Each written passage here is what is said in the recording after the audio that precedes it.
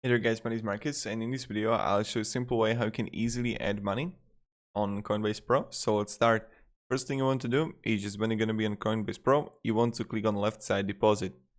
And right here, you would see Euro. And now you have two options. The first option is to click SEPA transfer. That's that you transfer it from your bank account to the Coinbase Pro account. And you just add the reference number, IBAN and everything.